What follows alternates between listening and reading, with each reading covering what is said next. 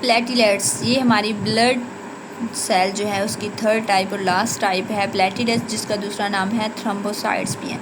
They are not cells, ये cell नहीं होते। They are cell like body, ये सेल की तरह की बॉडीज़ होती हैं। ये क्या होती हैं? Fragment of large cell of bone marrow cat called megakaryocytes. देखिए हमारे जो बोन मैरो है ना, ये भी तो सेल से मिलकर बनी होगी। बोन मैरो के बहुत जो बड़े बड़े सेल्स होते हैं, उनके छोटे छोटे जो हैं वो फ्रेगमेंट्स होते हैं।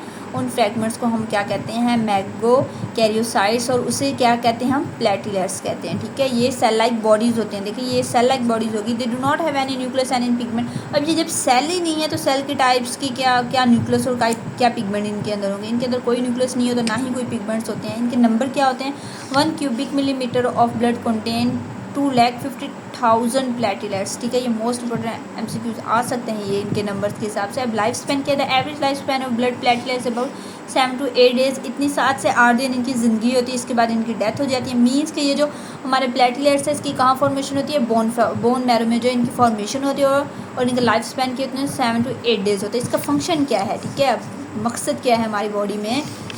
Platelets help in blood clotting, ये खून को जमने से रोकती हैं। The clots serve as a temporary seal at damage area. देखिए हमें कहीं भी हमारी बॉडी पे कहीं भी जख्म लगते हैं तो हमारी जब ब्लीडिंग होती है तो थोड़ी अगर हम उस जगह को दबा के रखें, लेकिन फिर भी थोड़ी देर बाद जो है वो ब्लड क्लॉट होना शुरू हो जाता है, वहाँ पे खून जमना शुरू हो जाता है। क्यों होता है?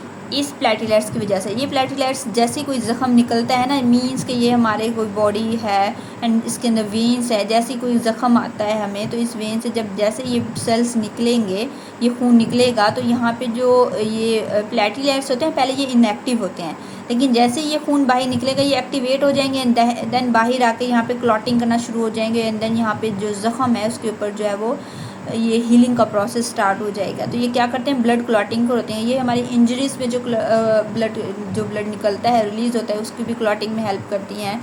तो ये लेकिन ये टेम्परेरी सील होती है डैमेज एरिया पे। थोड़े अगर हम इसको थोड़ी देर बाद अगर हम कहीं पे भी ज़ख़म है उसके ऊपर थोड़ा सा हिलाए, उसके बाद हम उसे खुरेच दें उसको, तो फिर वो दोबारा से ब्लीडिंग शुरू हो जाती है। ठीक है, ये पहले तो ये इनएक्टिव होती है, लेकिन जब जैसे ही ब्लड बाहर रिलीज़ होगा तो ये एक्टिवेट हो जाएगी। ये हमारी बॉडी में जो है वो इनएक्टिव होती है।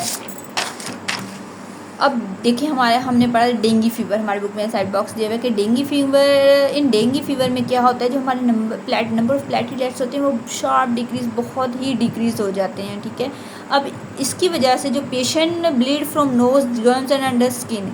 अब डेंगू फीवर में क्या होता है कि पेशेंट जो होते हैं उनकी नोज़ से, जर्म से, उनकी स्किन की नीचे तह है उसके ऊपर जो रेडिश होना शुरू हो जाती है, वहाँ पे क्या होता है? खून निकलना शुरू हो जाता है। क्यों निकलना शुरू हो जाती है? क्योंकि प्लेटलेट्स कम हो चुकी होती हैं। देखिए प्लेटलेट्स अगर हमारी बॉडी में होगा तो हमारा जो ब्लड होगा वो बिल्कुल वो थिक होगा। ठीक है, वो थिक गाढ़ा होगा, लेकिन अगर प्लेटलेट्स डिक्रीज़ होंगे तो ब्लड थिन होगा और आसानी से बह जाएगा।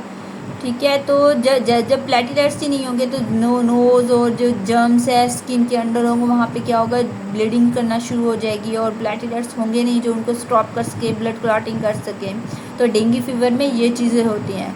ठीक है, अब अगर हमने देखा है कि जो बंदे सिगरेट्स करते हैं ना, स्मोकिंग करते हैं, उनके अंदर जो प्लेटलेट्स होते हैं काफ़ी हाई अमाउंट में होते हैं। ठीक है, जो स्मोकिंग में जो कैफीन होती है ना, वो क्या करती है? ये प्लेटलेट्स को जो है स्टिमुलेट करती है, जिसकी वजह से प्लेटलेट्स ना वो हाई कंसनट्रेशन पे इनकी रिलीज़ हो जाती है और खून बहुत ज़्यादा गाढ़ा हो जाता है, जिसकी वजह से ब्लड के अंदर जो है वो क्लॉटिंग होना शुरू हो जाती है। ठीक है, ये भी हमारी बॉडी के लिए इफेक्टिव होता है, ब्लड के अंदर ही क्लॉटिंग शुरू हो जाती है। अब हमारी बुक में एक साइड बॉक्स दिया हुआ कि हाउ पस इज फॉर्म, पस कैसे बनती है। ठीक है, white blood cells die in the process of killing the germ. हमने पढ़ा कि हमारी बॉडी में जो है वो डिफेंस सिस्टम का मेन एजेंट जो है वो वाइट ब्लड सेल्स होता है। अब कोई भी जब हमारी बॉडी में एंटर होगा तो हमारी वाइट ब्लड सेल्स उस जर्म के अंदर जो है ना वो जंग होगी, उनकी आपस में फाइटिंग होगी। उस फाइटिंग के दौरान बेचारे वाइट ब्लड सेल्स की डेथ भी हो जाती है, मर भी जाते हैं। वो जर्म्स को मारते मारते उनको तो मारते हैं, खुद भी उनकी डेथ हो जाती है।